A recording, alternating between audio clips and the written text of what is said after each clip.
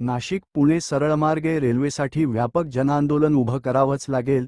हा केवळ एक रेल्वे प्रकल्प नाही, तर उत्तर महाराष्ट्राच्या पुढील 100 वर्षांच्या विकासाचा पाया आहे. हा प्रकल्प नाशिक, सिन्नर, संगमनेर, अकोले, नारायणगाव, राजगुरुनगर, चाकण, पुणे या संपूर्ण पट्ट्याला नवी आर्थिक आणि औद्योगिक गती देणारा आहे. नाशिकच्या विकासाला चालना देण्यासाठी, नवीन उद्योग व्यवसायांना आकर्षित करण्यासाठी आणि पुण्यावरचा वाढता नागरीकरणाचा ताण कमी करण्यासाठी ही रेल्वे अत्यंत महत्त्वाची आहे.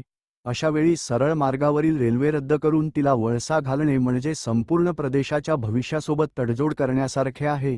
रेल्वेसारखे प्रकल्प 1-2 वर्षांसाठी नसतात, ते अनेक पिढ्यांचे भविष्य घडवतात.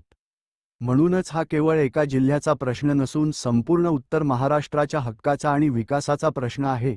आता पक्षीय राजकारणाच्या पलीकडे जाऊन सर्व लोकप्रतिनिधी आणि नागरिकांनी एकत्र येण्याची वेळ आली आहे. डेझ न्यूज मराठी सौजन्य यशोधन. नाशिक पुन्हा सरळ मार्गाने होणारी रेल्वे ही आता रद्द केलेली आहे. पुण्याहून पुणतांबा हे सोपं काम अवघड करणे कसं म्हणतात, उत्तम उदाहरण म्हणजे ही रेल्वे झालेली आहे. केंद्रीय मंत्री हे समजून घ्यायला तयार नाही. त्यांना नफ्या तोट्याच्या पुढचं गणित समजत नाही. याच्या मागे काही वेगळं षडयंत्र आहे का? याच्या मागे काही राजकारण आहे का?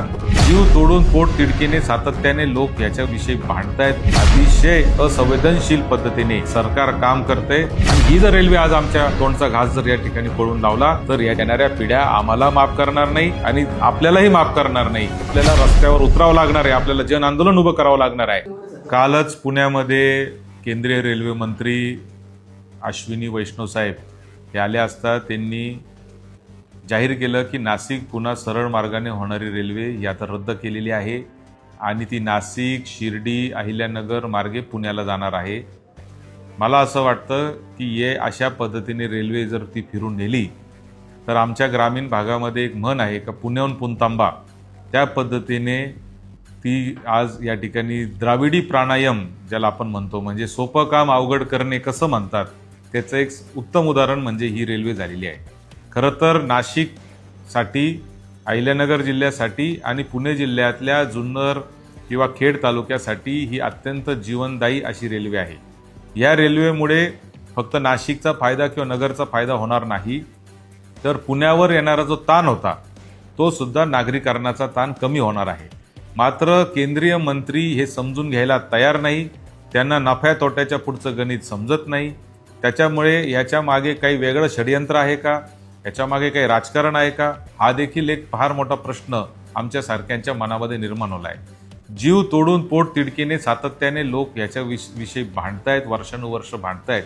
तरी सुद्धा या रेल्वेच्या बाबतीमध्ये अतिशय असंवेदनशील पद्धतीने सरकार काम करते. त्याचा मी तीव्र शब्दामध्ये निषेध करतो. माननीय मुख्यमंत्री देवेंद्रजी फडणवीस साहेब यांनी मागच्या अधिवेशनात सांगितलं होतं की याची एक तज्ज्ञ समिती नेमून GMRTच्या इथला काही मध्यम मार्ग काढून थोडंसं जवळून ती रेल्वे नेता येईल का असा प्रयत्न करायचा.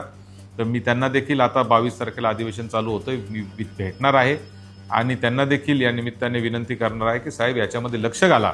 कारण हा जो अन्याय आहे, रेल्वे ही काय आजचा प्रकल्प, 1 दिवसाचा 2 दिवसाचा 10-20 वर्षाचा प्रकल्प नसतो. 100 वर्षांचे ते प्रकल्प असतात.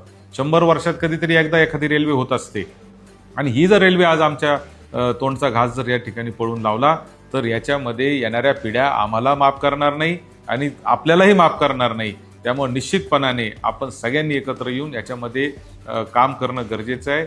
आपण सगळ्यांनी लढा देणं गरजेचं आहे. विशेष करून मी या रस्त्यावर येणाऱ्या सगळ्या नागरिकांना या निमित्ताने आवाहन करतो की आपल्याला रस्त्यावर उतरावं लागणार आहे. आपल्याला जन आंदोलन उभं करावं लागणार आहे.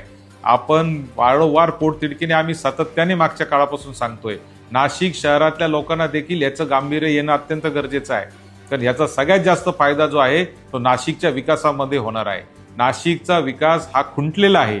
नाशिक इतक्या जवळ असून देखील मुंबई पुण्याच्या आजही नाशिकला पाहिजे तशी प्रगती होऊ शकलेली नाही. IT कंपन्या येऊ शकलेल्या नाही. सर्व्हिस इंडस्ट्री आलेली नाही. उद्योगधंदे जेवढ्या मोठ्या प्रमाणावर येणं अभिप्रेत होतं तेवढ्या प्रमाणावर आले नाही. आणि म्हणून कनेक्टिव्हिटी जर झाली तर तो होणार आहे. परंतु नाशिकच्या जनतेने देखील उठाव याच्या निमित्ताने केला पाहिजे. मधल्या जे सिन्नर असेल, संगमनेर असेल, अकोले असेल, जुन्नर असेल, खेड असेल, या लोकांचा तर फायदा होणारच आहे. पण नाशिक शहराचा देखील याच्यात मोठा फायदा होणार आहे. ह्याची देखील जाणीव नाशिककरांनी घेतली पाहिजे असं माझं या निमित्ताने अत्यंत विनम्रपणे आव्हान आहे.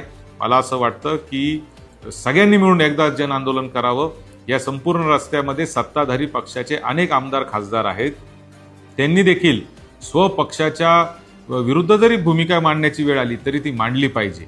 शेवटी आपल्याला लोक निवडून देतात. लोकांच्या प्रति दायित्व असणं हेच आपलं अंतिम सगळ्यात ध्येय आहे.